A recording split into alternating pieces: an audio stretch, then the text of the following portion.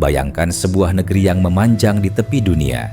Sebuah daratan sempit yang menempel di sisi barat Amerika Selatan, diapit oleh dua kekuatan alam paling besar di bumi, Pegunungan Andes yang megah dan Samudra Pasifik yang tak berujung.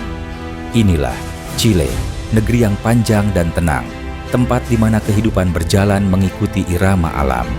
Negeri yang mampu membuatmu merasa kecil di hadapan semesta, namun sekaligus damai, seolah waktu melambat di setiap hembusan anginnya. Mari kita berjalan perlahan, menelusuri negeri panjang ini dari utara ke selatan, dari gurun terkering di dunia hingga es abadi di ujung bumi.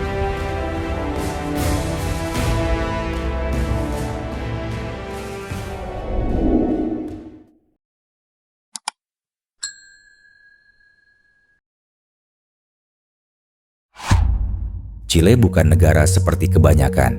Ia memiliki bentuk yang aneh, sempit tapi luar biasa panjang. Dari utara hingga selatan, panjangnya mencapai lebih dari 4.300 km, namun lebarnya hanya sekitar 150 hingga 200 km saja.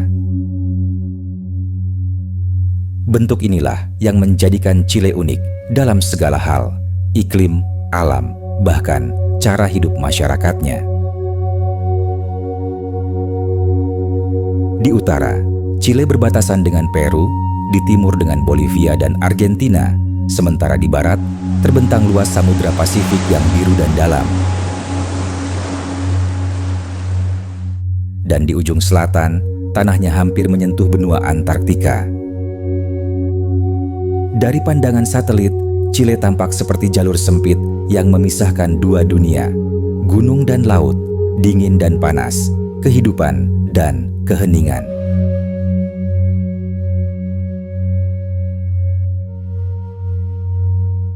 Dan dari bentuk inilah lahir keajaiban alam yang sulit ditemukan di tempat lain. Perjalanan kita dimulai dari utara Chile, tempat terbentangnya Atacama Desert, gurun paling kering di planet ini. Beberapa wilayahnya tidak pernah menerima hujan selama lebih dari 4 abad. Di sini, tanahnya gersang, langitnya tak berawan, dan siang hari suhunya bisa membakar kulit, sementara malamnya udara turun di bawah titik beku. Namun, di tengah keheningan itu, ada keindahan yang sulit dijelaskan.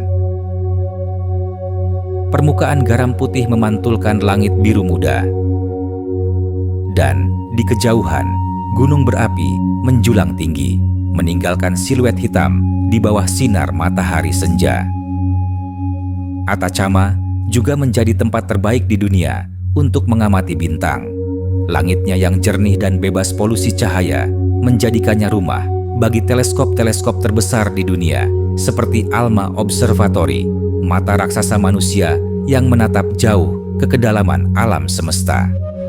Di bawah langit malam Atacama, bintang tampak begitu dekat, seolah kamu bisa meraihnya dengan tangan. Di sini, kesunyian menjadi bahasa dan langit menjadi kitab yang terbuka.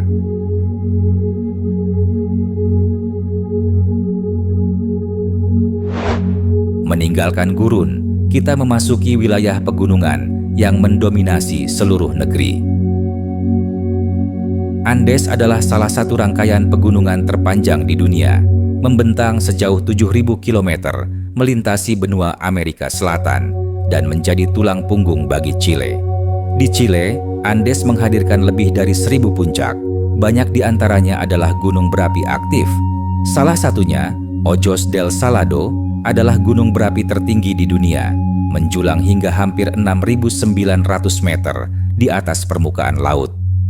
Pegunungan ini menjadi sumber kehidupan bagi masyarakat Chile.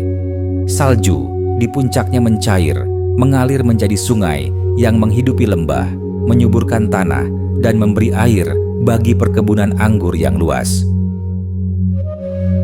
Namun Andes juga menghadirkan sisi keras alam, gempa bumi, letusan gunung, dan lereng curam yang menantang. Chile adalah salah satu negara paling aktif secara seismik di dunia, namun rakyatnya telah belajar hidup berdampingan dengan bumi yang terus bergerak.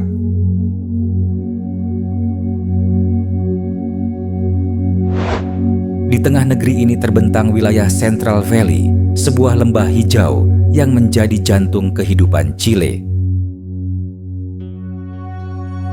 Disinilah berdiri ibu kota Santiago, kota modern yang dikelilingi gunung salju dan perbukitan kecil. Di lembah ini, musim berganti dengan indah, musim semi yang penuh bunga, musim panas yang hangat, musim gugur dengan dedaunan merah keemasan, dan musim dingin dengan salju lembut di puncak Andes.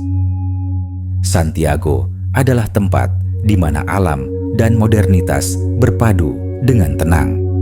Dari jendela gedung tinggi, kamu bisa melihat pegunungan putih yang memeluk kota. Hanya beberapa jam berkendara dari sini, kamu bisa bermain ski di Andes atau menuruni bukit menuju pantai Pasifik untuk menikmati matahari terbenam.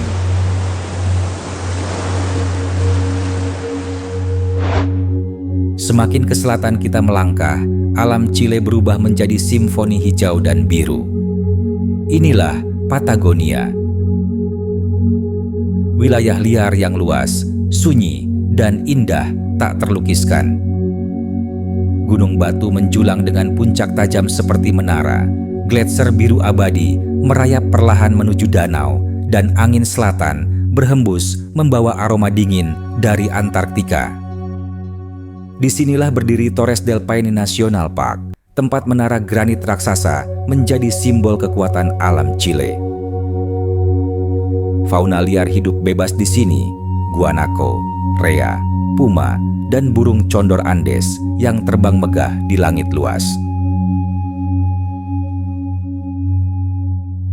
Patagonia mengajarkan makna keheningan yang sejati, tempat di mana manusia merasa menjadi bagian kecil dari alam, dan di mana setiap napas terasa seperti doa yang dihembuskan ke angin.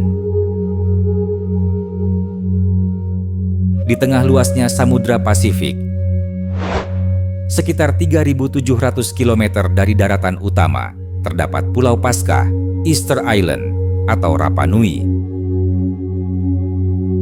Pulau ini terkenal karena ratusan patung batu raksasa yang disebut moai, peninggalan misterius dari peradaban kuno yang masih menyisakan tanda tanya hingga kini. Setiap moai seolah menatap ke arah daratan, simbol pelindung, pengingat, dan sekaligus rahasia masa lalu. Pulau ini adalah kisah tentang manusia yang mencintai alamnya, namun juga tentang bagaimana keseimbangan dapat hilang jika sumber daya alam disalahgunakan.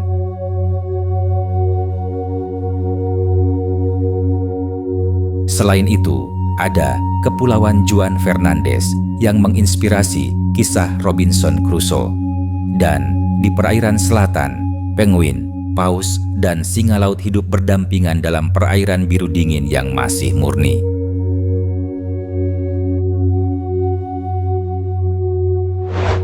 Chile bukan sekadar tempat di peta. Ia adalah perjalanan panjang antara dua dunia, antara gunung dan laut, panas dan dingin, keras dan lembut. Dari gurun Atacama yang sunyi hingga Patagonia yang berangin, Chile mengajarkan kita tentang keseimbangan, bahwa kehidupan akan selalu menemukan jalannya, bahkan di tempat yang paling ekstrem sekalipun. Dan ketika matahari tenggelam di balik Andes dan langit Pasifik perlahan memudar menjadi biru tua, Chile berbicara dalam keheningan, dengan bahasa yang hanya bisa dipahami oleh hati yang tenang. Selamat datang di Chile, negeri panjang di ujung dunia, tempat bumi dan langit saling berpelukan dalam damai.